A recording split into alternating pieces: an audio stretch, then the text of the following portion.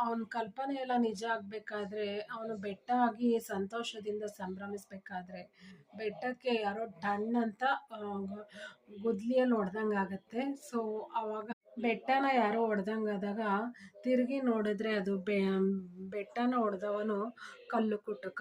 So ನಾನು ಇದಕ್ಕೂ ಮುಂಚೆ ಕಲ್ಲು ಕುಟುಕನಾಗಿದ್ದೆ, ಇದೇ ಕೆಲಸದಲ್ಲಿದ್ದೆ ಅಲ್ವಾ ಅಂತ ಅವನು ನೆನೆಸ್ಕೊಳ್ತಾ ಹೋಗ್ತಾನೆ.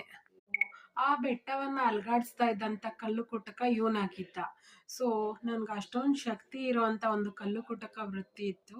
ಸೊ ಆ ಥರನೇ ಜೀವನದಲ್ಲಿ ನಾನು ಅವನಾಗಬೇಕು, ನಾನು ಇವನಾಗಬೇಕು ಅಂತ ಅಸ್ಯೂಮ್ ಮಾಡ್ಕೋತಾನೆ ಇರ್ತೀವಿ, ಕಲ್ಪನಾ ಲೋಕಕ್ಕೆ ಹೋಗ್ತಾನೆ ಇರ್ತೀವಿ.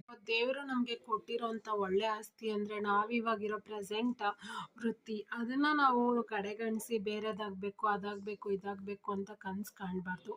ದೇವರೇನು ಕೊಟ್ಟಿದ್ದಾನೋ ಅದನ್ನೇ ಮಹಾಪ್ರಸಾದ ಅಂತ ನಾವು ಸ್ವೀಕರಿಸಿ ಮುಂದೆ ಹೋಗಬೇಕು. ನಾವು ನಾವು ಬೇರೆದನ್ನ ಕನಸು ಕಾಣ್ಬೋದು ಅಷ್ಟೇ, ಅದು ನಾವಾಗಕ್ಕಾಗಲ್ಲ.